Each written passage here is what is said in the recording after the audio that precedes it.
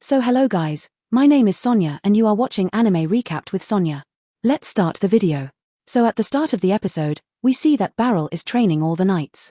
At that time, he goes to one knight and tells him to reduce his distance and explains that, for example, if your opponent is focusing on your sword, then he will not pay attention to the distance between you two. This is a small thing, but just with this your loss and win can be decided. Then we see that all the knights are listening to him very carefully. After all the knights finish their practice, we see Beryl and Henblitz together. And then Karuni comes there and asks Beryl to come with her in the afternoon to roam around the capital. So Beryl agrees with her, and then Beryl tells us that it has been 1 week since he became an instructor.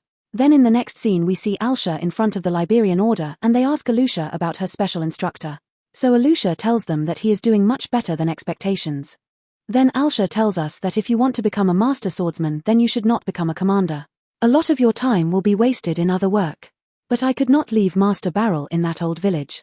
Then we see the childhood story of Alusha, where Alusha's parents bring her to Beryl's dojo to learn self-defense. Alusha and Beryl greet each other, and Alusha tells us that Beryl's first impression on her was like a good man.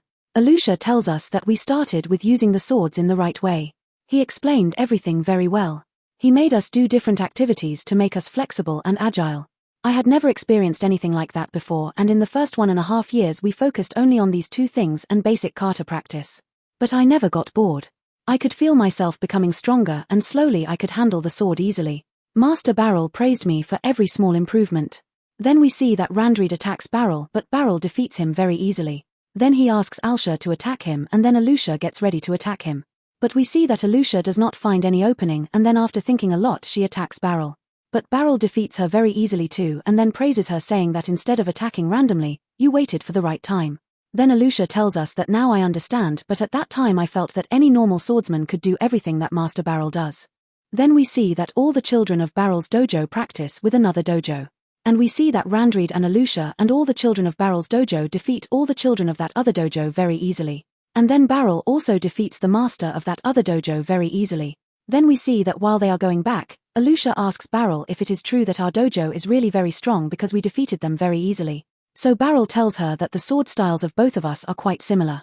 But I want you to focus on what you learned, not on winning or losing. Then we see that Alusha forgets her hair badge in the dojo. So she goes back to the dojo to take it. But the children of that dojo refuse to give her that hair badge. And then they all talk about fighting with her. Then that child attacks Alsha. But then Beryl comes in between and saves Alusha and then takes the sword from that child's hand and defeats all of them at once.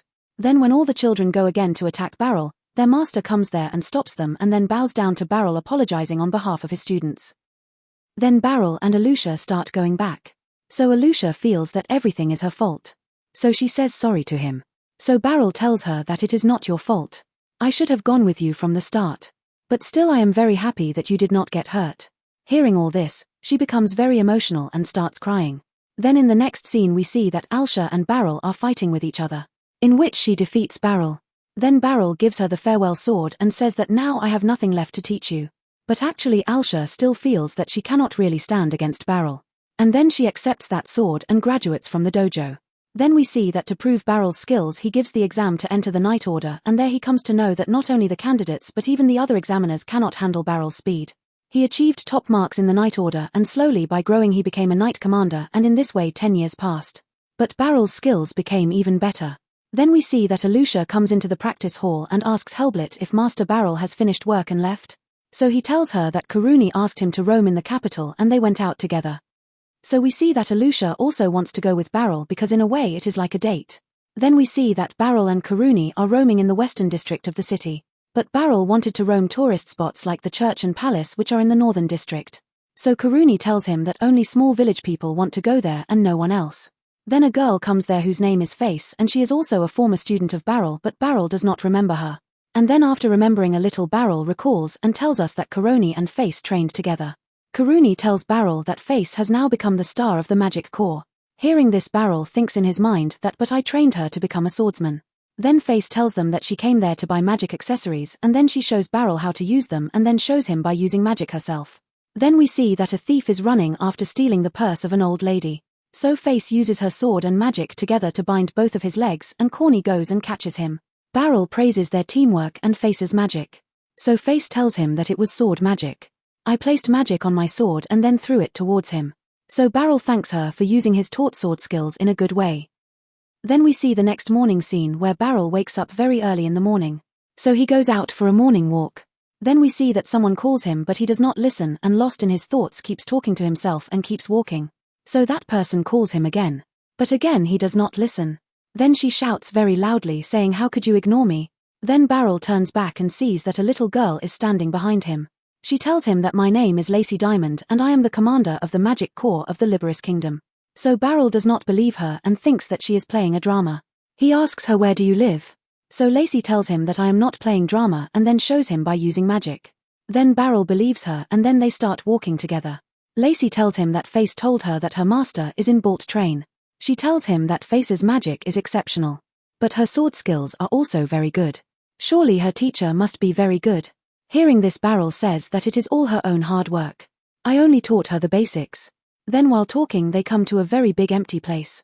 Lacey tells him that I like magic very much and I practice every day to improve my skills. So Beryl tells her that I understand. I also practice every day to improve my sword skills. She tells him that I want to see how much I have improved and I want to test myself. Does a swordsman also want this? So Beryl tells her yes, absolutely, this is very important. Lacey tells him that I also want the same and that too against a strong opponent. And saying this she attacks Beryl. But Beryl uses his reflexes to dodge that attack. Then Lacey gets ready to attack him with a lot of fireballs. So he also takes out his sword and gets ready to attack. But the episode ends right there. So guys, this was episode 2 of From Old Country Bumpkin to Master Swordsman. If you liked the video then like the video. Subscribe to the channel. Press the bell icon. I will meet you in the next video.